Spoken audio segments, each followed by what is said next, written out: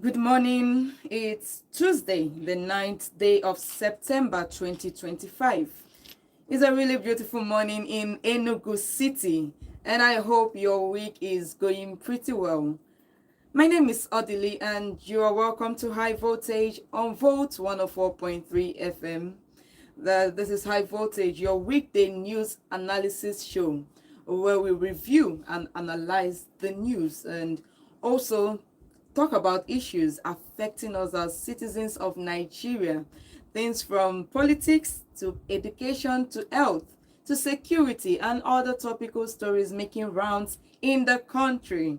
So this morning, we will be looking into the educational system of Nigeria. But before we do that, we'll take a look at the newspaper headlines. And of course, we'd like you to be part of the show. So you can call into the studio you can call in and also send an SMS or WhatsApp message depending on what's more convenient for you. So call us on 0706 048 5853, or you can call us on 0915 570 8347. So call us, send us a message, anyone that is more convenient for you this morning. And also remember that we are live on YouTube. So subscribe to our YouTube channel on High Voltage News. Like, comment, share the video so others can be part of this video, can be part of this show. All right, so let's quickly look at the top stories on the front papers this morning. So we are starting with the Guardian newspaper. Let's see what it tells us. So on it, the main headline on the Guardian newspaper: how Japa vandals, investor fatigue keeps telecom services below par. And next on it, we see that Labour warms up for higher minimum wage negotiation. Labour warms up for higher minimum wage negotiation. So we see that the organized labor, the NLC, the Nigerian Labour Congress, is getting ready to push for the new higher minimum wage. So the current, we all know that the current nationwide minimum wage is 70,000 naira, which was signed into law in 2024.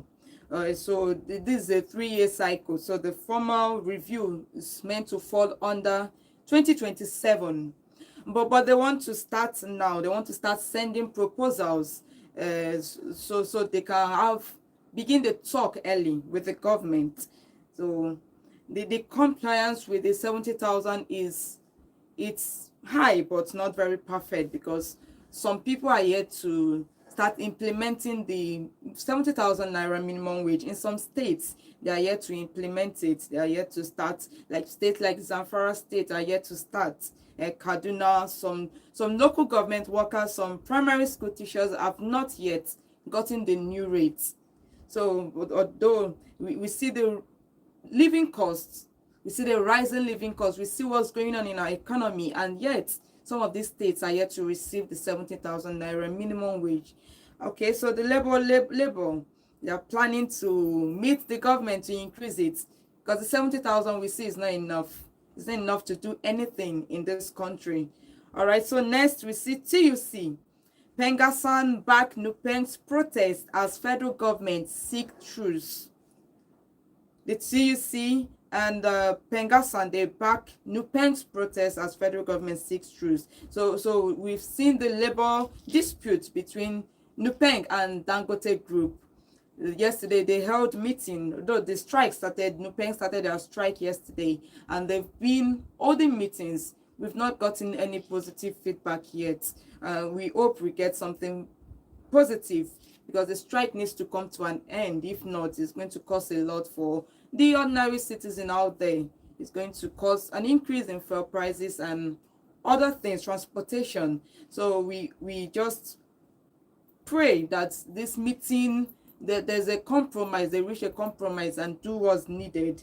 Okay, so this strike that started, and the meeting ended in a still, it ended still, nothing positive out of it, nothing at all. So the Pengassan, and they are supporting Nupeng over what Dangote is doing, over what Dangote Group is doing. So they are supporting Nupeng, and they support the action of this group, of this organization. All right, next on is CVR. Over 3.5 million Nigerians pre-register in 3 weeks, says INEC. INEC says that over 3.5 million Nigerians pre-registered the voters card in 3 weeks. So we see that about 288,614 people have already completed the registration, both online and in person. So women make up half of these numbers. Women make half of it, then youth also dominate both the online and the completed categories. Then we see that the earlier updates show the momentum building. So Osun State led state totals at a point, and INEC has been pushing simple online steps to start the process before biometrics at centers. So if you are 18 and above and you do not have the voters cards, you are urged to go and apply for one, go and register for one, because we are all citizens of the country. We have a right to vote. So at 20 by 2027, we hope that you already have your voters card with you, ready to vote for the right person into office. All right, next on it, opposition flame National Assembly for 149 trillion naira debt crisis as federal government defends reform. Opposition figures, including the PDP voices, attacked the National Assembly and its leader for warning about rising debts after approving many of the borrowing requests. So they say that the lawmakers helped to create a 149 trillion naira public debt problem and should own the outcome. They should own it. They should own. So the civil society groups also warn about the burden on future generations, because the more you borrow and you're not able to pay, you keep leaving it for those coming up. You keep leaving it for new people, political office holders. You leave the place, you leave the seats vacant, you're not able to pay. Someone else comes in and takes up the responsibility. So it's something that they should look into. The federal government should look into how they borrow, because it's a lot of money they are calling there. It's a lot of money. So the government defense is that the reforms are working and the debt is manageable. That's the finance minister, Wale Edun, points to the revenue growth. He's pointing to the revenue growth, that is manageable. The debts can be manageable. No matter how much we borrow, we can manage it with the revenue growth we are getting from the country. Both sides though have a point, but borrowing can fund growth if projects pay off and revenues rise. But the high debt services can squeeze schools, health, and infrastructure. So the real test is discipline. They should learn to borrow less, and publish project returns and all that. So next, we are going to let's see if there's more on the Guardian newspaper. Osun's challenges transfer of local council funds case to Abuja. Osun State challenges transfer of local council fund case to Abuja. All right, so that's what we have for the Guardian newspaper. We are going straight into the Punch newspaper. OPS rejects 5% fuel surcharge TUC threatens strike. OPS rejects 5% fuel surcharge and TUC threatens strike. The federal government, as we talked about yesterday, the federal government is considering, they've already signed it into bill, that a 5% fuel surcharge on petroleum products. So this would mean that when Nigerians buy petrol or diesel at the pump, they would pay a little extra on top of the already high prices. So the money is meant to raise, from what they say, is meant to raise government revenue, especially after fuel subsidy removal last year. So, but the organized private sector, the OPS, which includes groups representing manufacturers, traders, and employers, they reject the plan. we as the citizens, we also reject the plan because you are putting more burden on us as citizens of Nigeria. You are telling us that with the amount of fuel being sold for 900, 819 naira, we still have to come with extra change to pay the government. So there's a lot of tax on the citizens that they need to look into and ensure that this does not come to pass. This does not happen. Okay, so all right, so next one is seize allocations. Court hears Osun's suit against CBN. The court hears Osun's suit against CBN. So we've read this before, that the Osun State government has dragged the Central Bank of Nigeria and the Accountant General of the Federation to court. So the dispute is about the local government allocations, monthly funds from the federal account meant for the local councils. So in Osun, the elected local government chairmen were removed and caretaker committees were appointed. So the CBN and the Accountant General, however, reportedly refused to release allocations to the new caretakers, arguing that only the duly elected officials should control local government funds. So the Osun State, they see this as an attempt to seize or to divert their rightful allocations, and therefore they sued the CBN, because how do you give funds to people that are already sacked? How do you give it to people that are already sacked? What are they going to do with it? They are no longer in office, they are no longer working. So why are you giving these funds to them? Why do you insist that the funds should be given to them? So the case is being heard in Abuja. Case is heard in Abuja, and the Osun government objects to this, saying that the Abuja court lacks jurisdiction over a state matter. So still the Abuja court is going ahead with it, and the hearing of the application has been fixed for September 22, 2025. Let's wait and see how the outcome of the whole thing. Let's see the outcome. All right, so next on still on the Punch newspaper, Kaduna violence. El-Rufai, ADC leaders shun police invitation. Kaduna violence, El-Rufai, ADC leaders shun police invitation. Okay, all right, so in Kaduna, there's been a political tension. It has been rising. The ADC, African Democratic Congress, held a meeting and it reportedly turned into violence. So the police claims that the incident involves conspiracy and public disturbance, and they invited several ADC leaders, including the former governor of Kaduna State, El-Rufai, for questioning. So the police, they went as far as sealing the ADC state office, saying it was necessary for security reasons. But El-Rufai and the ADC leaders did not honor the invitation. The reason, they insist the invitation was not served properly and that the move was unconstitutional. So El-Rufai, a high-profile figure, sees the invitation as an attempt to harass opposition voices in the state. So once you are not part of the ruling party, you feel like a threat to those in office, and that's what El-Rufai thinks. Okay, so well, meanwhile, North rallies voters as South top pre-registration lists. The North rallies voters as South tops pre-registration lists. So we see that Osun State is taking the lead in this PVC registration.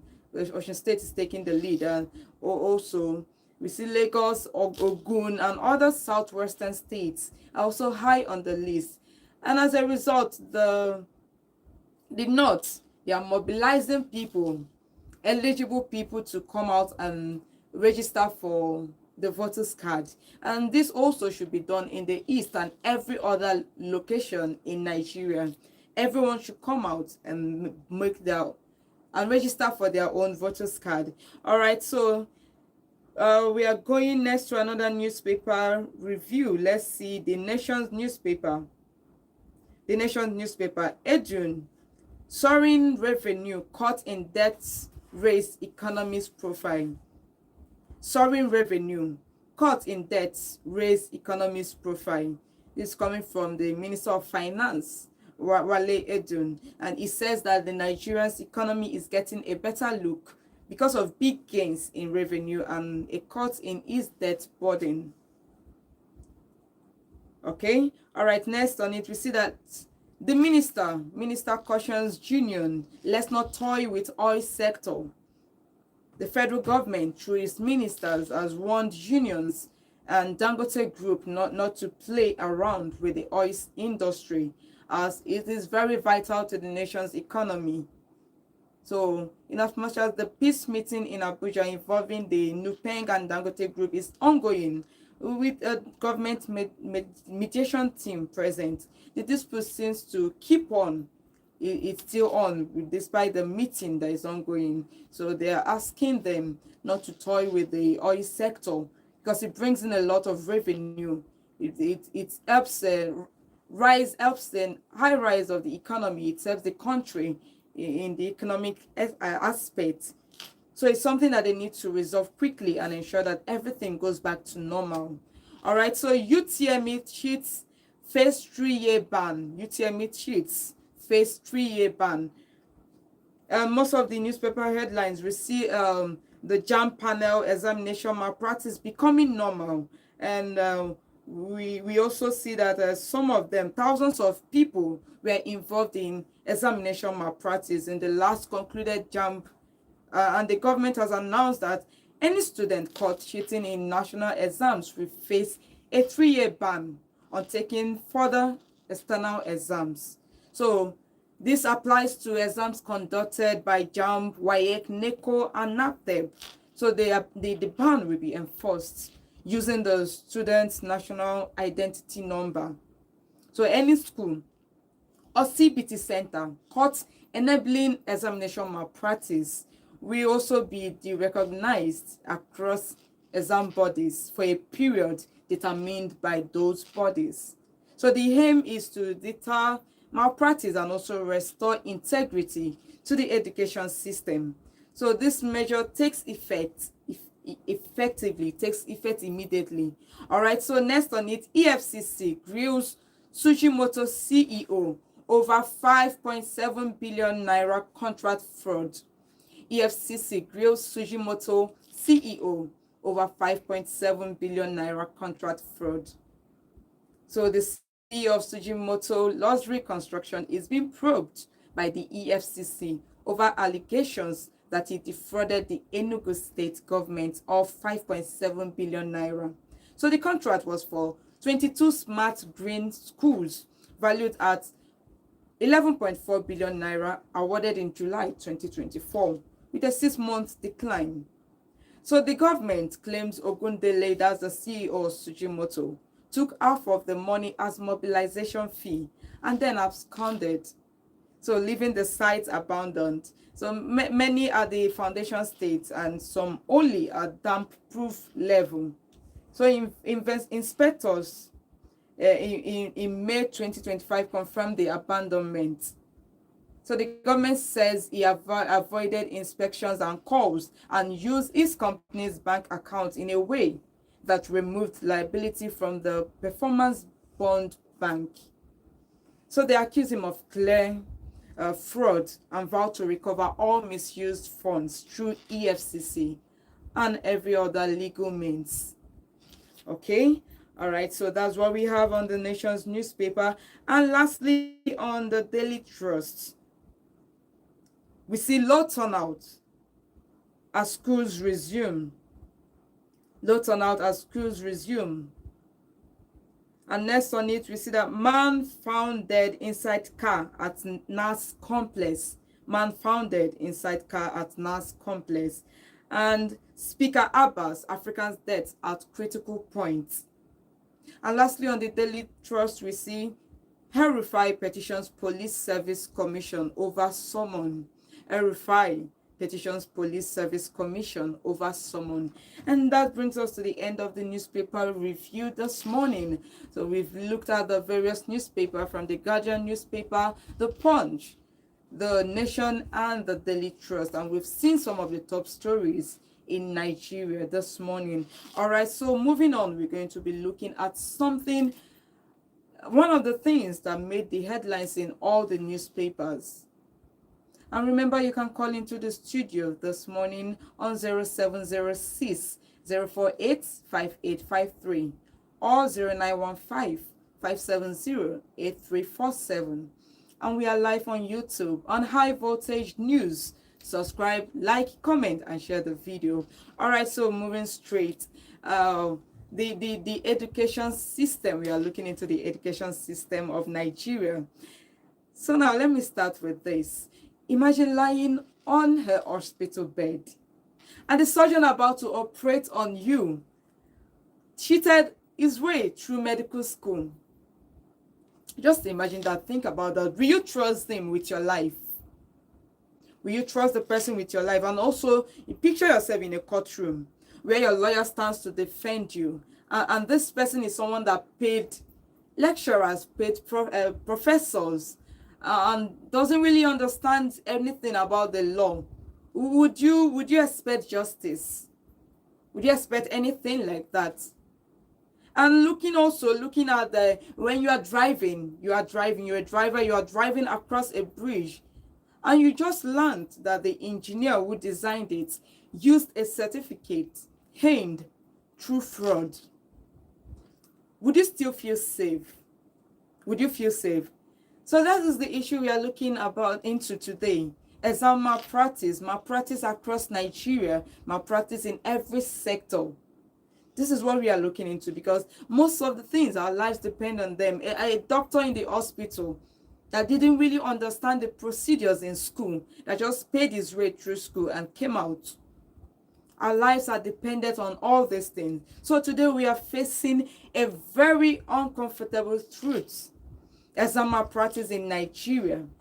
We see the JAMB's latest report shows that more than 6,000 cases of tech-driven cheating uncovered in the UTME. 6,000 is not a small figure at all. So that is a crisis. Let's talk about it together. We are starting with the hard facts that JAMB presented. We are looking at, I said that 4,251 cases of what they call finger blending. Students manipulating fingerprints to beat biometric checks. We also see about 190 cases of AI assistant impersonation. Imagine using technology to morph images and pass for someone else. You're using technology to write exam to pass for another person. And also we see that about 1,878 false claims of albinism and other disabilities. So you are faking medical conditions just to get special privileges. So altogether, we had over 6,458 results. And the results are under investigation. 6,000. That's a lot of people. And when you look at the people that write JAMB, it's between the age of 15 to 18. More of them are between the age of 15 to 18. And you wonder, did they start this? When did they start exam malpractice? At what age did they start this exam malpractice? So yes, what do you think? What are your cases? What have you experienced about all this malpractice in Nigeria? We'll be taking our first call this morning. Hello, good morning. You're welcome. Please go ahead.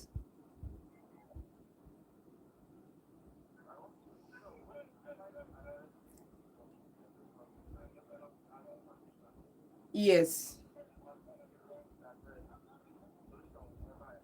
Yeah, you are right.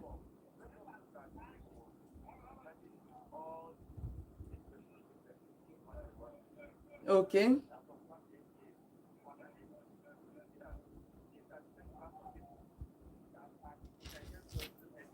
Mm.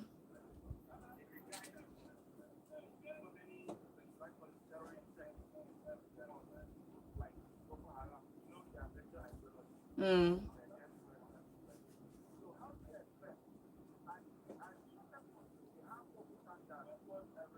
Okay. Mm.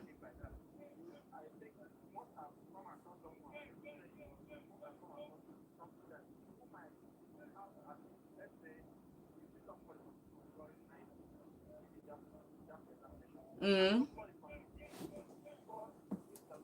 Mm.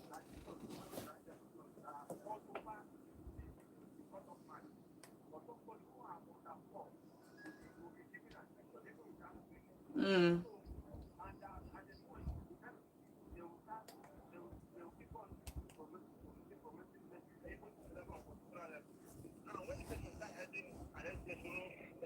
educational body in the country. What do you expect? There will be malpractice in every sector. So even though they don't value that education they have, or those who have the merit to attend that level.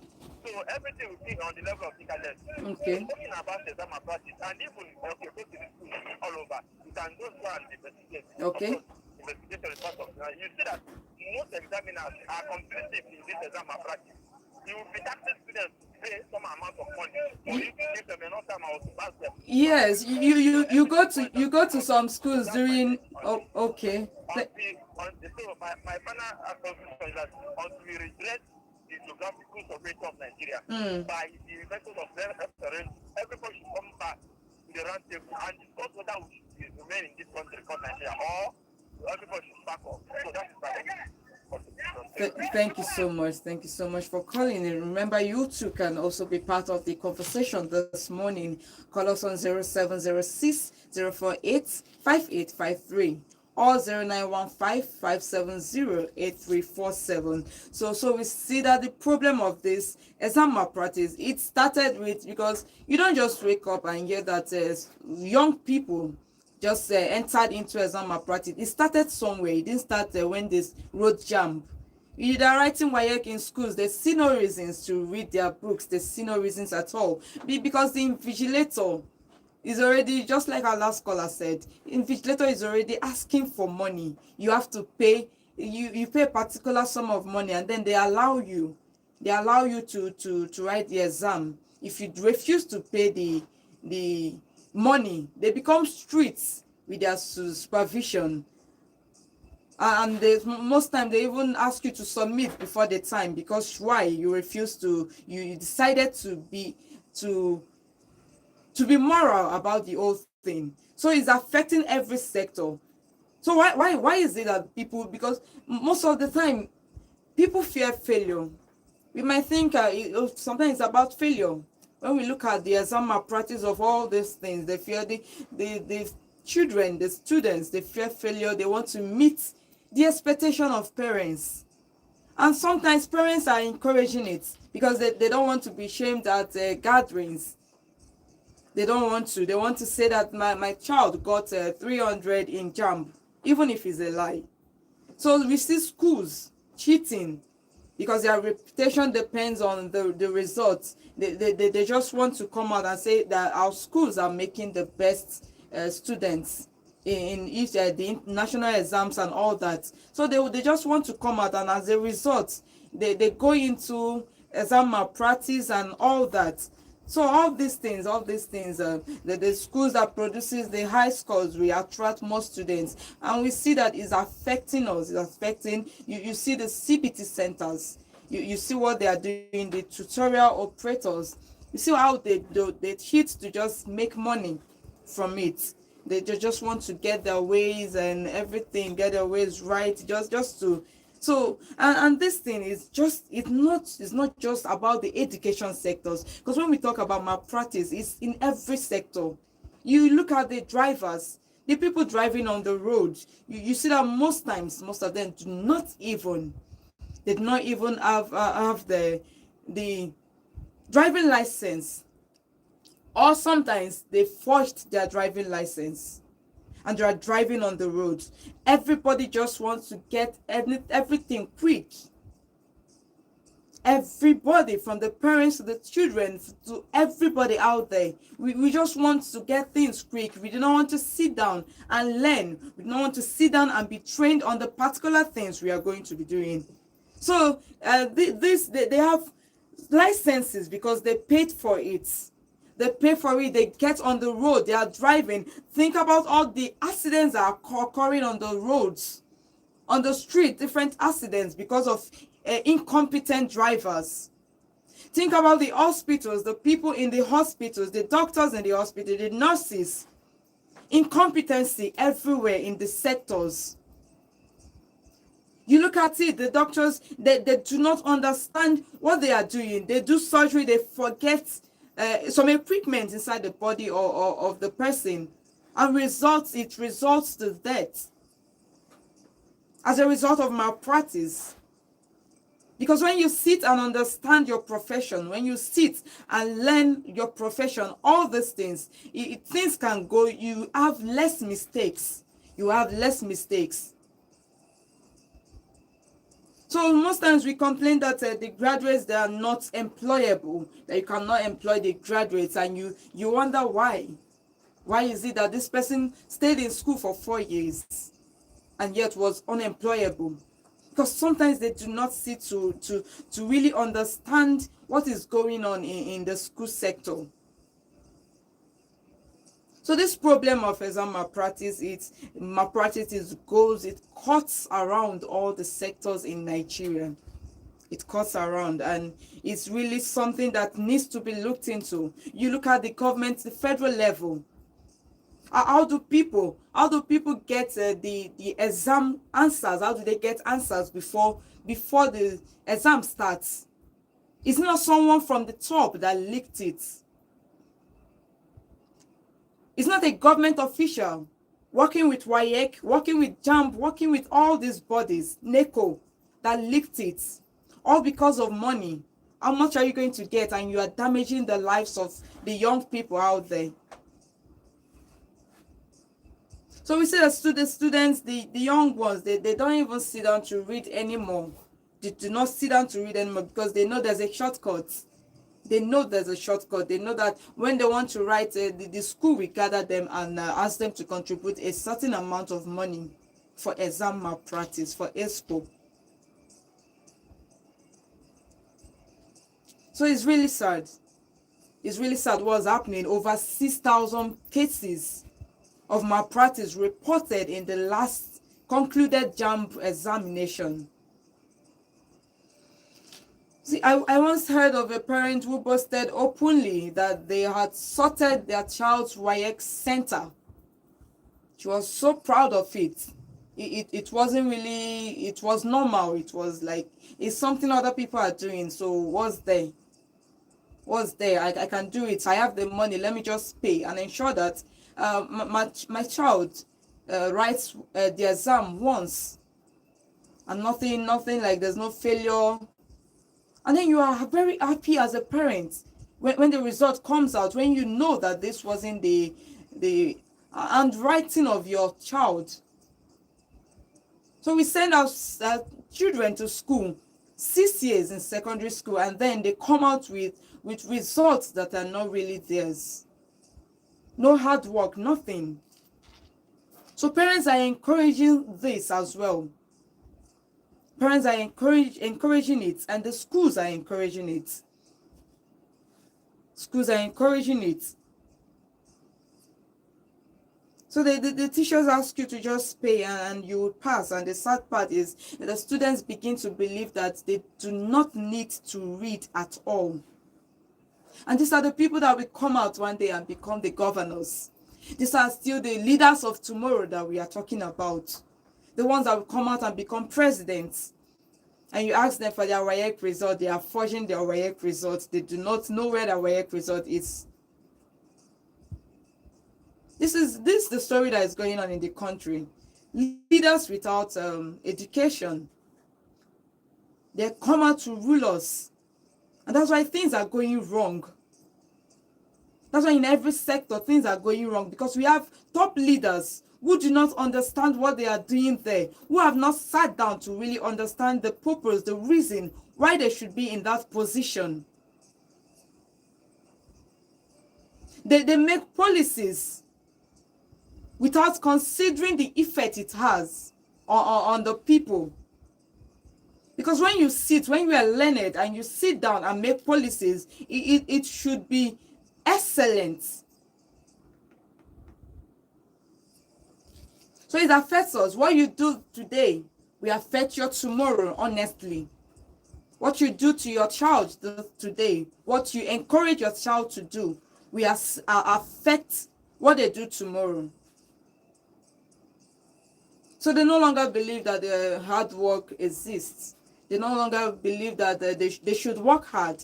That's why you see a lot of young people out there doing Yahoo, just anything to make money.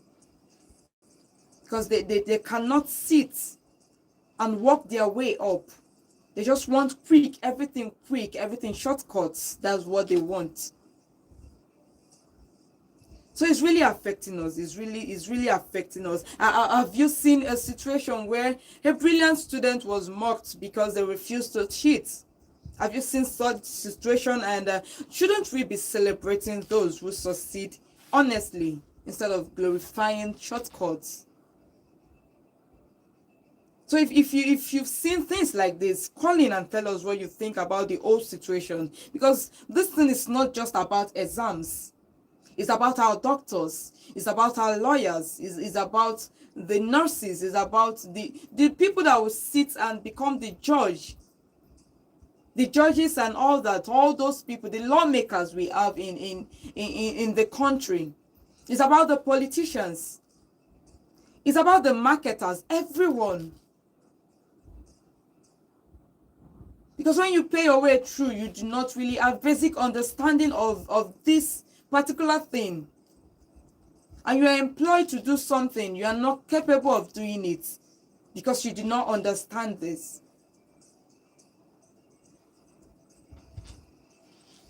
So now let's be honest. Let us be honest. Like, who is to be blamed in all this malpractice in the country? Malpractice, is it the students? Is it the parents? Is it the schools? Is it the government officials? Who are we to blame?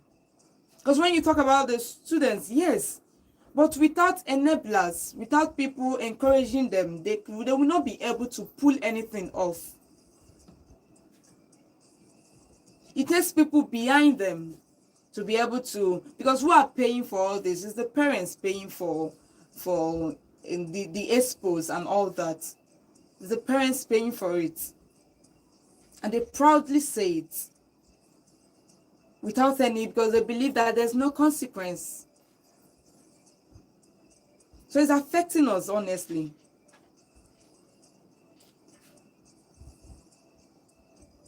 I mean, we cannot continue pretending about all these things. When a child cheats in JAMB, cheats in exams, cheats in WAEC, NECO, and every part of their lives. When someone in the workplace cheats to get promoted. When all these things, when we now wonder how we talk about corrupt leaders, and it's starting with us. We are doing it. We are doing what we are speaking against in other people's lives. Where is the integrity?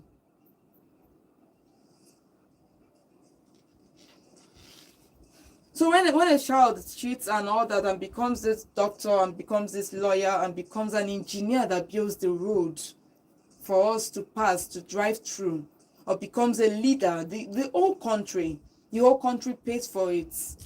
The whole country pays for it. Everyone pays for it. You see houses that are being built collapsing, and you wonder, who are building? Are they not competent enough? Are the engineers not competent enough? You collect contracts to build homes, to build houses, and within a short period of time, it collapses.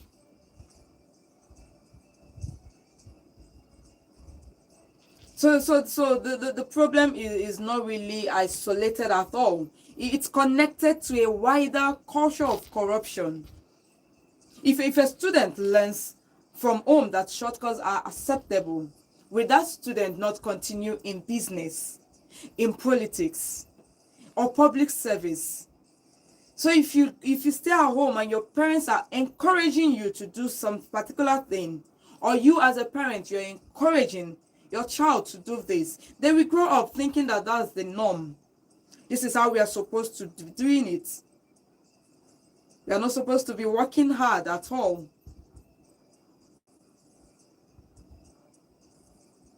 So will you be building, you that is building a house, will you confidently give out a contract to the engineer, believing that they know what they are doing? Will you confidently do that? So every sector is affected by this, from medicine to law, from engineering to teaching. So this malpractice is producing half-baked professionals. And in the end, it is the ordinary citizens who suffer. Like some of the government officials, they do not even trust in the products of the country. The politicians out there, they do not trust in the products of the country. They do not trust that the lawyers, that the doctors in the country can treat them. That's why most times they travel out of the country to receive treatment. But then they are not investing in proper education, because the government also should invest in proper education. Because when you are investing in such, you are building the school infrastructure, you are equipping the schools with all that they need. Maybe we will have enough. We have more equipped people that comes out of school every year. You go to different labs in our education system, education sectors. You go to the labs, there's nothing there. You go to the computer labs, there's no computer there. No equipping, nothing is being equipped. The government are not doing anything. So maybe when we have enough of this in our schools, we have enough teachers, maybe we have enough hands on the students, and it will limit, it will at least bring down the level of exam malpractice in these schools. So it also boils down, it comes from the top officials. What are they doing about this? What are they doing to ensure that the education system that is working properly?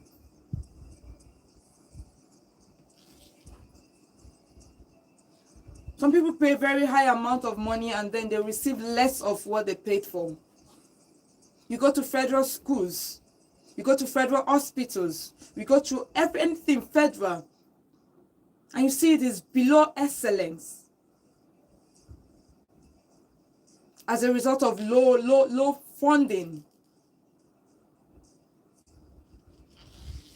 So what do we do? What's the way forward with all those things? Because we think about technology, the JAMB and other bodies has to keep upgrading. The government has to upgrade all these things. They need to upgrade it. Then there should be punishment as well for anyone found in any fraudulent activity. The offenders, you ban them. Because we already saw from the news headline this morning, we already saw that anybody caught in such offense will be banned for 3 years from writing any external examination. And it's starting immediately, it's effective immediately. So these are the things they really need to look into. Because you see a child wanting to be better, wanting to read and pass on his own, people are laughing at the child and wondering if he's going to be able to achieve it. One told a story of how he didn't want to pay. And the invigilator, the supervisor, was very strict on him because he refused to pay money for exam malpractice. So that's what is affecting, is eating deep. And it makes the younger ones believe that it's the right thing to do. That you just have to pay your money through anything. You want promotion at work, just pay your money. Do anything, just you go to school, pay the lecturers, pay the professors, and get your way out of school, get your certificates. So it's really sad, it's really sad, it's really sad. So when we cheat in exams, we cheat our future, we cheat our country, and we cheat ourselves as well. So a nation that is built on fake results will collapse. It will collapse. But a nation built on truth will definitely stand. So I ask you again, would you rather build your life on truth that lasts, or on a lie that will collapse? And remember that honesty is still the best policy.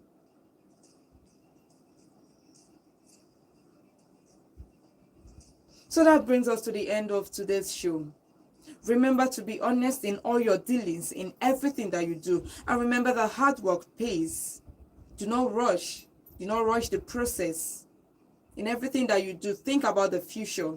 Think about the future of your future and the future of the country. So thank you. Thank you for being part of the show this morning. Thank you. You've been listening to High Voltage on Volt 104.3 FM. Thank you. Thank you so much. Thank you for joining me. And join me again tomorrow by 9 a.m. on Volt. So we discuss more issues affecting us as citizens of the country. Remember, we can do better. You can do a lot more better than what we are currently doing as citizens and as government officials. My name is Odili.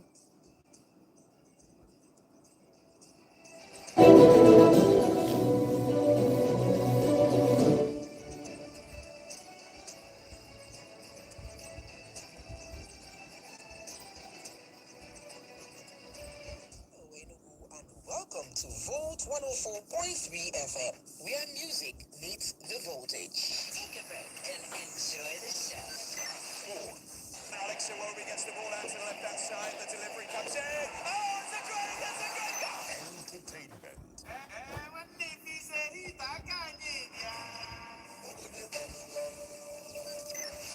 News and politics. Enugu State Governor has sent us this is your radio. Gospel. And let them have dominion. The kingdom of God is within people. I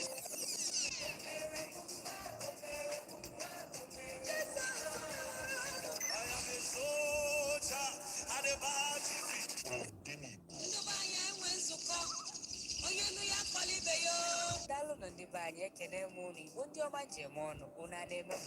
Awesome programs exclusively on Gold 104.3 FM.